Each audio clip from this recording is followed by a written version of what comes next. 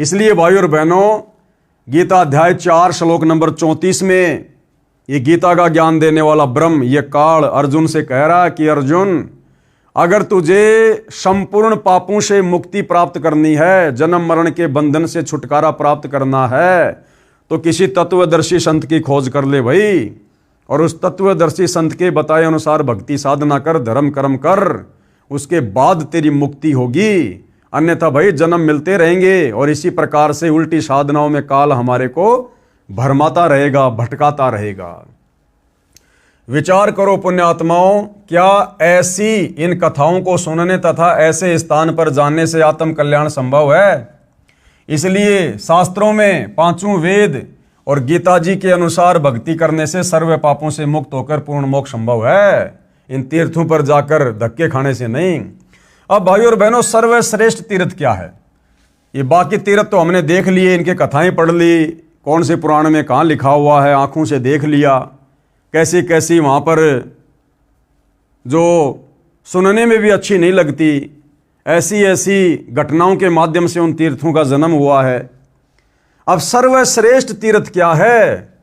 जिस तीर्थ में स्नान करने से, जहाँ पर जाने से वास्तव में हमारे पाप कटेंगे, वास्तव में हमें भक्ति मिलेगी और वास्तव में हमें सद्बुद्धि आएगी, हमारे मन का मैल साफ होगा।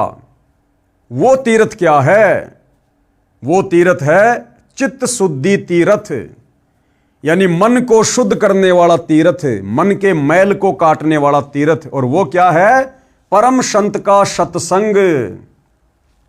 प्रश्न नंबर 47, सर्वश्रेष्ठ तीर्थ कौन सा है जिससे सभी तीर्थों से अधिक लाभ मिलता है? तो क्या बताया गया है?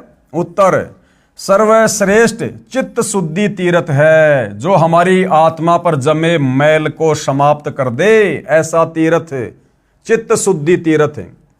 चित्त शुद्धि तीर्थ अर्थात तत्वदर्शी संत का सत्संग सर्व तीर्थों से श्रेष्ठ है। तत्वदर्शी संत के सत्संग सुनना, तत्वदर्शी संत के दिशा निर्देश अनुसार सत भक्ति करना, धर्म कर्म करना, ये वास्तव में चित्त शुद्धि तीर्थ है।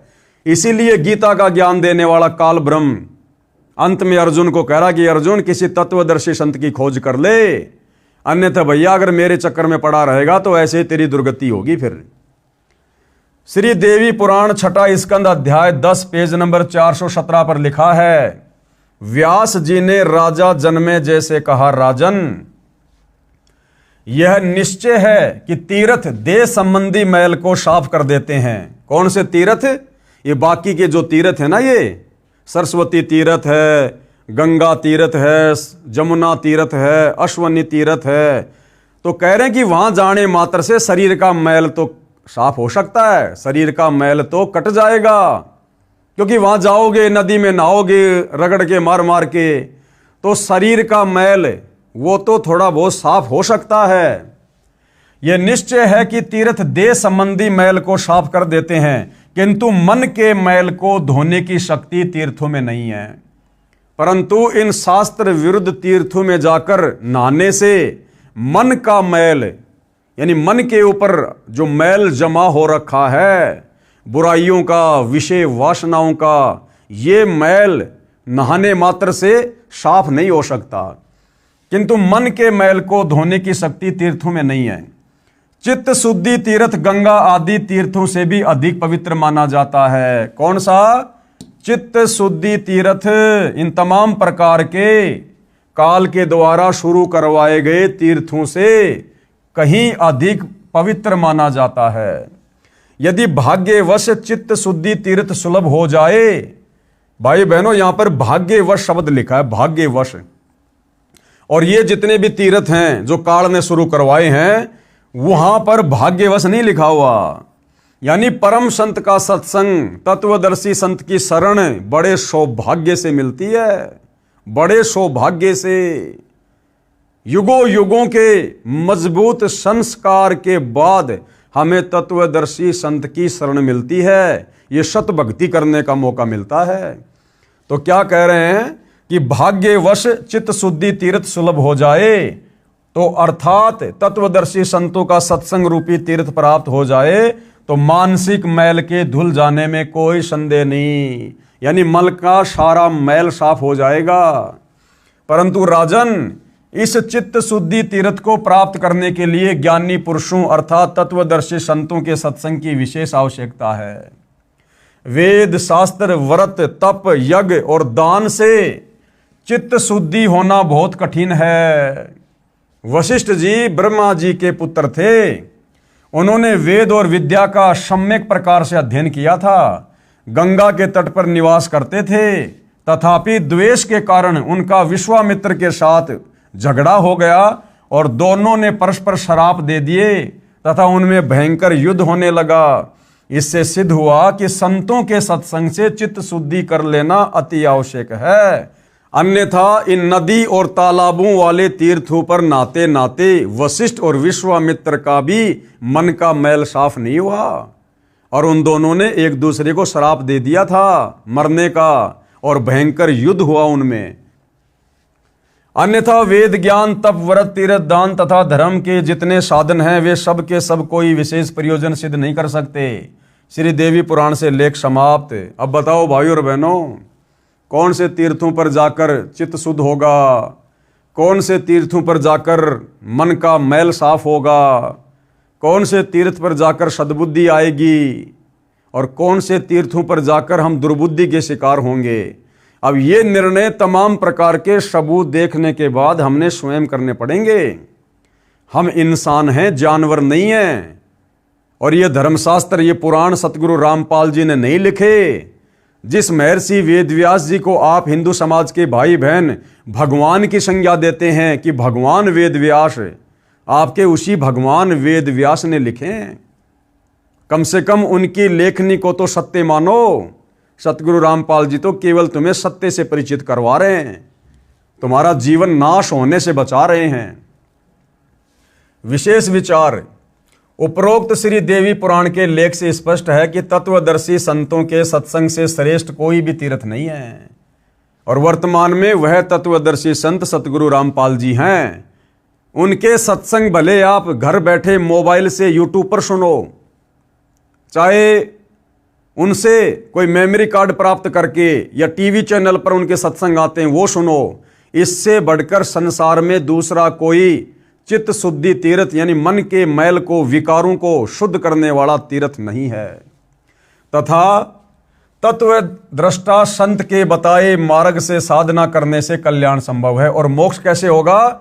उसी तत्वदर्शी संत के बताए अनुसार भक्ति साधना करने से मोक्ष संभव है। बाकी तीर्थ व्रत तप दान आदि व्यर्थ प्रयत्न है।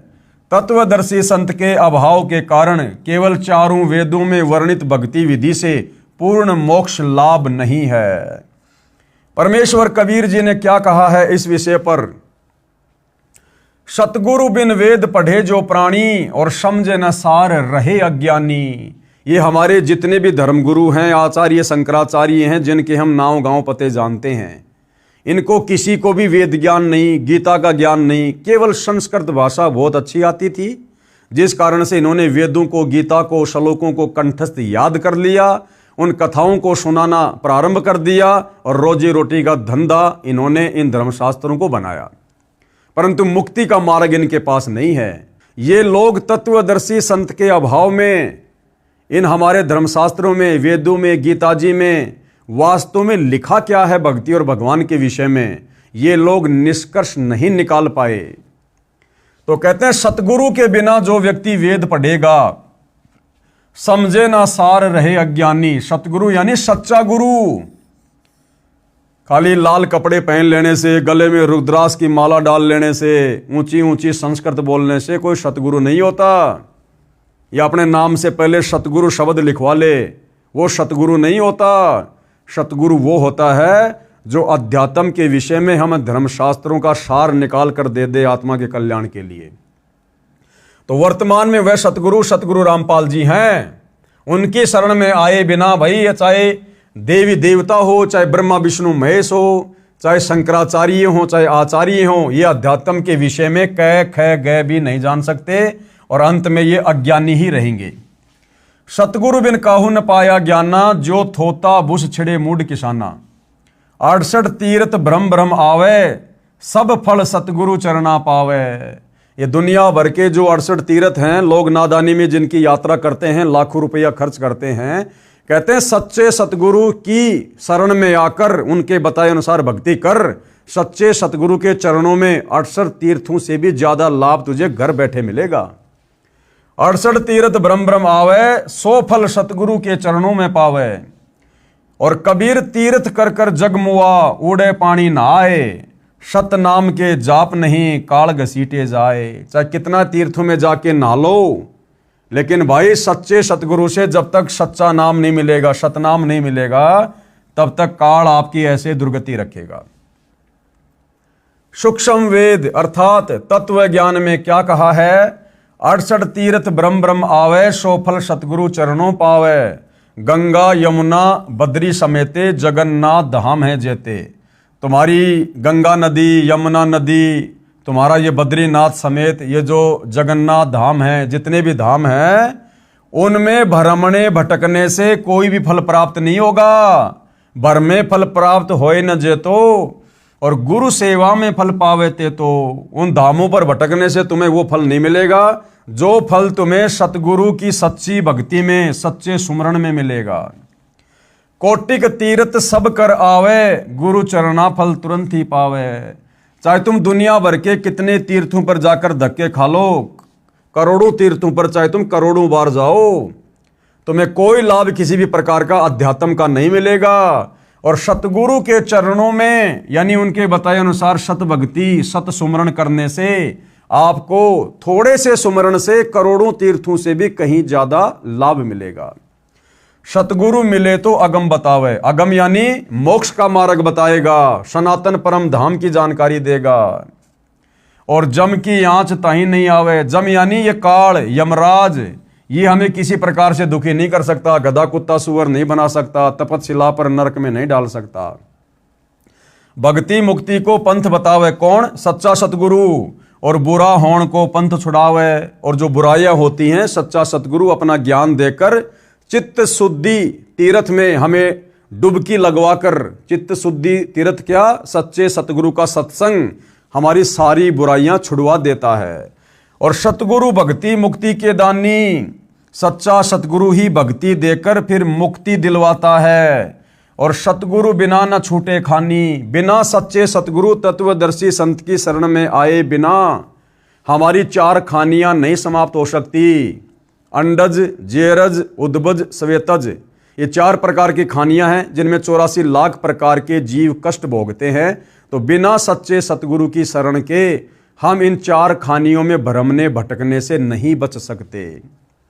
सतगुरु गुरु सुरधेनु समाना, और पावे चरण मुक्ति परवाना। जो सच्चा सतगुरु होता है, तत्वदर्शी संत, कहते हैं वो देवताओं की जो गाय होती है सुरधेनु, और देवताओं का जो वो कल्प जो वृक्ष होता है सुरतरु, जिनके नीचे बैठने मात्र से जो भी मन में सोचेंगे, कल्पना करेंगे, वही इच्छित वस्तु हमें प्राप्त हो जाती है। कहते हैं उस तेरे देवताओं के उस सुरतरु और सुरधेनु से सच्चे सतगुरु की शरण में आकर तुझे वो मिलेगा जो वहां पर लाख जन्म में नहीं मिल सकता। सरलार्थ किया गुरुदेव ने इन वाणियों का कि पूर्ण परमात्मा द्वारा दिए तत्व ज्ञान यानी सूक्ष्म वेद में कहा है कि तीर्थों और धामों पर जाने से कोई पुण्य लाभ नहीं है। असली तीर्थ सतगुरु यानी तत्वदर्शी संत का सत्संग सुनने जाना है। जहां तत्वदर्शी संत का सत्संग होता है वह सर्वश्रेष्ठ तीर्थ तथा धाम है। तो भाई सतगुरु रामपाल जी के सत्संग मोबाइल में अपने घर पर बैठकर सुनने मात्र से आप अपने घर को ही तीर्थ बना सकते हो, घर को ही तीर्थ। इसी कथन का साक्षी संक्षिप्त श्रीमद् देवी भागवत महापुराण भी है। उसमें 6 स्कंद के अध्याय 10 में लिखा है कि सर्वश्रेष्ठ तीर्थ तो चित्त शुद्ध तीर्थ है। जहां तत्वदर्शी संत का सत्संग चल रहा है उसके अध्यात्म ज्ञान से चित्त की शुद्धि होती है, मन का मैल समाप्त होता है, भक्ति के विषय में जानकारी प्राप्त होती है, बुराइयां छूटती है, शास्त्रोक्त अध्यात्म ज्ञान तथा शास्त्रोक्त भक्ति विधि का ज्ञान होता है। यानी वास्तव में मुक्ति के लिए सच्ची भक्ति क्या है, यह तत्वदर्शी संत के सत्संगों से पता चलता है, जिससे जीव का कल्याण होता है। अन्य तीर्थ मात्र भ्रम है। बाकी भाई गंगा, जमुना, सरस्वती, अश्वनी तीर्थ, सरस्वती तीर्थ, बद्रीनाथ, केदारनाथ, नैना देवी, ज्वाला देवी, ये सब भ्रम है, भ्रम। वहां जाकर केवल धक्के तो खा सकते हो, पाप के भागी तो बन सकते हो, परंतु आत्म कल्याण नहीं है। इसी पुराण में लिखा है कि सतगुरु रूप तीर्थ मिलना अति दुर्लभ है, यानी सच्चे सतगुरु का मिलना भाई ये अति दुर्लभ है। देवता लोग भी सतगुरु की शरण में आने के लिए तरसते हैं, तड़पते हैं, और आप और हमें वह सतगुरु बड़ी आसानी से वर्तमान में सुलभ है। तो भाई और बहनों, समझदार तो मौका उठा लेगा, देर नहीं करेगा। सूक्ष्म वेद में बताया है कि सतगुरु तो कल्प वृक्ष तथा कामधेनु के समान है।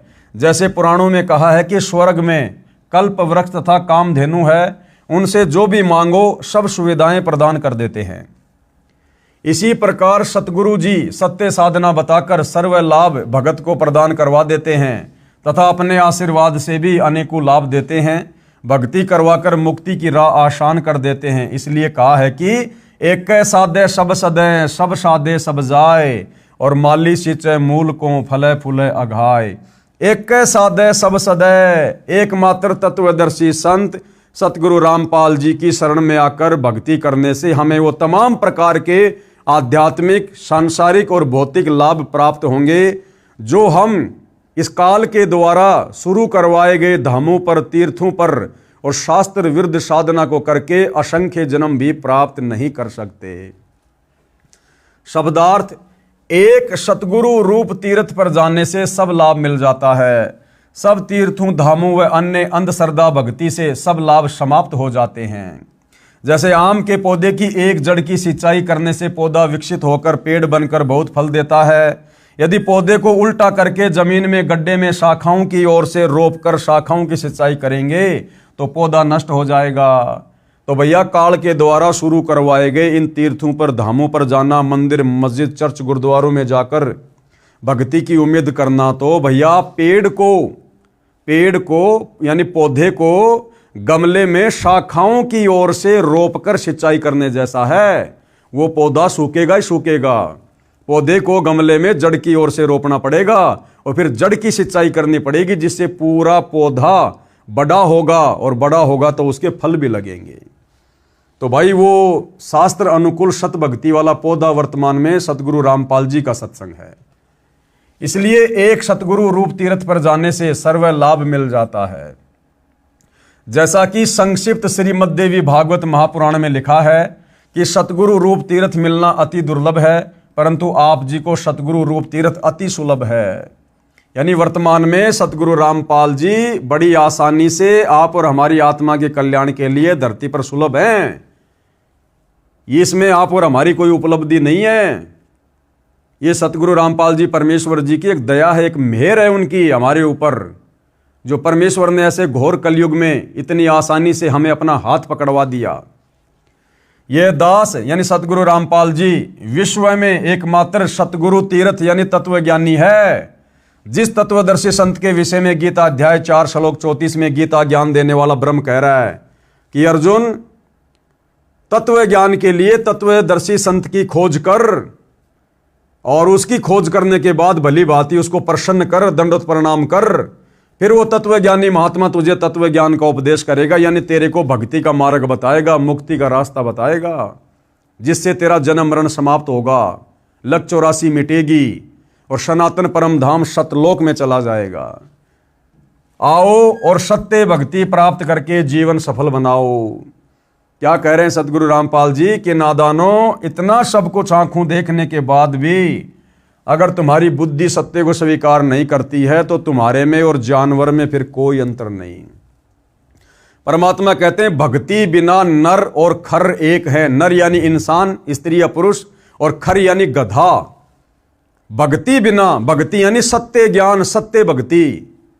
तो कहते हैं भक्ति बिना नर और खर एक हैं, जिन हरि पद नहीं जान्या, पूर्ण ब्रह्म की परख नहीं रे, पूज मरे पाषाणा।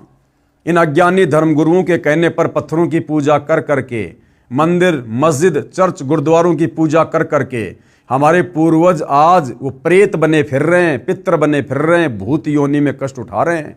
184 योनियों में तरह तरह के कष्ट भोग रहे हैं।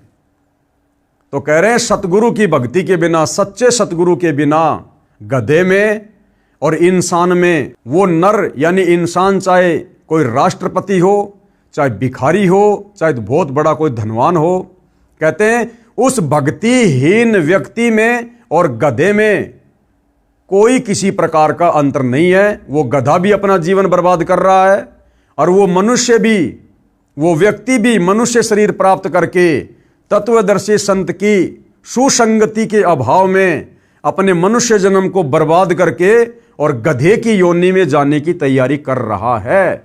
तो गधे में और इंसान में कोई अंतर नहीं होगा यदि उसके पास वर्तमान में सतगुरु रामपाल जी की सत भक्ति नहीं है। तो भाइयों और बहनों, समझाने में सतगुरु रामपाल जी परमेश्वर जी ने अपने सत्संगों में और अपने कर कमल से लिखित इस पवित्र पुस्तक में कोई कमी, कोई कसर किसी प्रकार की नहीं छोड़ी है। अब यदि भाइयों और बहनों कोई कमी रहेगी तो आप और हमारी नासमझी की रहेगी, हमारे कमजोर संस्कारों की रहेगी, जिसके लिए हम खुद ही जिम्मेदार रहेंगे। अभी तो इस पुस्तक पर केवल आधे वीडियो बने हैं, अभी तकरीबन 18 से 20 वीडियो और बनेंगे। अध्यात्म के विषय में हमें और अधिक जानकारी प्राप्त होगी और जब तत्वदर्शी संत पृथ्वी पर प्रकट होता है तो अपने ज्ञान की जानकारी वो हर एक मानव शरीरधारी प्राणी, स्त्री या पुरुष तक, बच्चे या बुजुर्ग तक अवश्य पहुंचाता है। क्योंकि कल को फिर ये आत्मा शरीर छोड़ने के बाद सीधा धर्मराज के दरबार में जाएगी और वहां धर्मराज एक ही सवाल करेगा कि ला भाई क्या लेकर आया। वो बोलेगा जी मैं तो कुछ नहीं लाया। क्यों नहीं लाए भाई? अरे नादान, जब तेरे को मनुष्य जन्म दिया था तू क्या कह रहा था कि हे परमात्मा मैं नीचे जाऊंगा, केवल भक्ति करूंगा, सच्चे संत की तलाश करूंगा और अपनी आत्मा का कल्याण करवाऊंगा, जन्म मरण से पीछा छुड़वाऊंगा, मुझे एक मनुष्य जन्म दे दो, एक मनुष्य जन्म दे दो।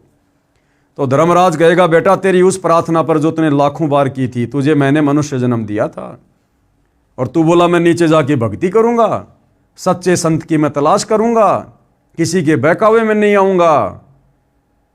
नादान, तूने भक्ति क्यों नहीं करी? वो कहेगा जी मुझे तो पता ही नहीं था सच्चा संत कौन है। तो तेरे को पता कैसे चलेगा? तू तो सारी जिंदगी पैसे कमाने में, 2 के 4 करने में, बिजनेस को बढ़ाने में और बकवादों में लगा रहा। और क्या तेरे को किसी ने बताया नहीं था? वो कहेगा नहीं जी मेरे को तो किसी ने नहीं बताया। तो वहां झूठ नहीं चलती, यहां की कोर्टों में झूठी गवाही हो जाती है, लेकिन ऊपर वाली कोर्ट में परमात्मा कहते हैं तुमने उस दरगाह का महल नहीं देखा, धर्मराज के तिल तिल का लेखा। जैसे महाभारत के युद्ध के दौरान अंधे धृतराष्ट्र को युद्ध की घटना समझाने के लिए संजय को वेद व्यास जी के द्वारा दिव्य दृष्टि दे दी गई थी। वो दीवार पर एलसीडी की तरह सैकड़ों किलोमीटर दूर हो रहे महाभारत के युद्ध को ज्यों का त्यों देखकर अंधे धृतराष्ट्र को बता रहा था। तो वहां पर हमारे कर्म कुकर्म एलसीडी पर चल पड़ते हैं ऐसे कि ऐसे। समझदार आदमी वहां झूठ नहीं बोलता, उसको पता है। फिर उसको पता चलेगा, देख वो भाई तेरे को ज्ञान गंगा पुस्तक दे रहा था एक संत रामपाल जी की और कह रहा था भी भगवान धरती पर आए हैं, पूर्ण संत धरती पर आए हुए हैं, भक्ति कर लो वरना दुर्गति होगी। ये मनुष्य जन्म परमात्मा प्राप्ति के लिए मिलता है। ये काम धंधा करते करते हमारे को असंख्य जन्म बीत गए, कुछ भी हाथ नहीं लगा और मरने के बाद ये सारा पैसा, धन, दौलत, परिवार यहीं रह जाएगा, भाई अकेला जाएगा, क्या मुंह दिखाएगा भगवान को जाकर ऊपर हैं। और देख संत रामपाल जी के भगत उनकी पुस्तकों पर वीडियो बना बना के थूक बिलो रहे थे, गला फाड़ रहे थे, उनको क्या सवारत था। लेकिन तुम उनके भाई थे, इसलिए वो तुम्हें समझाने का प्रयास कर रहे थे कि आत्मा की दुर्गति होगी अगर भगवान की भक्ति नहीं करेगा तो। और तू क्या मजाक समझ रहा था? अरे वो काहे का संत है, काहे का संत है वो तो हमारे गांव का है, उसका खेत हमारे खेत के बराबर में है। अरे वो तो जेई की नौकरी किया करता था, उसको सरकार ने ये कर दिया था, वो कर दिया था, हैं उसने वो कांड करवा दिए, ये कांड करवा दिए, बिना सच्चाई जाने। तो सारी की सारी बकवादे वहां पर उस भाई को दिखाई जाएंगी। फिर वो भाई नीची गर्दन करके खड़ा हो जाता है और फिर कहता कि भगवान एक जन्म और दे दो, अब की बार तो मैं पक्का भक्ति करूंगा। फिर वो नहीं सुनता धर्मराज, फिर तो कह देता यम के दूतों को पकड़ो रे इसकी गर्दन, ठोको इसको नरक में, बढ़ाओ इसको गधा। इस मनुष्य जन्म में जाके तो इसने किला तोड़ दिया, अब अगला मनुष्य जन्म दे दूंगा तो पता नहीं क्या कर लेगा ये। फिर उसको नरक में ठोक दिया जाता है, 84 लाख योनियों में भेज दिया जाता है। फिर सारी जिंदगी गधा बन के कुम्हार के लठ खाएगा फिर वो। तो ये दुर्गति भाई और बहनों फिर आप और हमारी होगी, जो वर्तमान के इस गोल्डन चांस को चूक जाएंगे, यानी सतगुरु रामपाल जी की शरण में आकर जो सत भक्ति नहीं करेंगे। और बाकी आप चाहे ब्रह्मा विष्णु महेश की खोपड़ी पे जाके बैठ के भक्ति कर लेना भाई, मुक्ति का मार्ग नहीं है। तो भाई और बहनों, समझदार को तो संकेत ही काफी होता है, बाकी भैंस के आगे बीन बजाने से कोई फायदा नहीं। लेकिन हमारी ड्यूटी है भाई, हम तो बीन बजाएंगे। क्या पता कलयुग है, परमात्मा धरती पर है, किसी को सद्बुद्धि आ जाए, भैंस भी जाग जाए। तो हमारी तो कोशिश है, हम तो इस परमार्थ के कार्य को आगे बढ़ाएंगे जो हमारे गुरुदेव भगवान ने हमें दिया है, इससे हमारी सेवा भी बनती है। तो भाई और बहनों, कल के वीडियो में हम अध्यात्म के विषय में और आगे जानने का प्रयास करेंगे गुरुदेव के आशीर्वाद से। तब तक गुरुदेव भगवान हम सबको आज्ञा दे, आशीर्वाद दे, सद्बुद्धि दे, हमारा मार्गदर्शन करे और हमारे अंदर वो प्रेरणा प्रकट करे, जिससे हम घर बैठे मोबाइल से उनके सत्संग सुनना शुरू करें। बंदी छोड़ सतगुरु रामपाल जी भगवान की जय हो।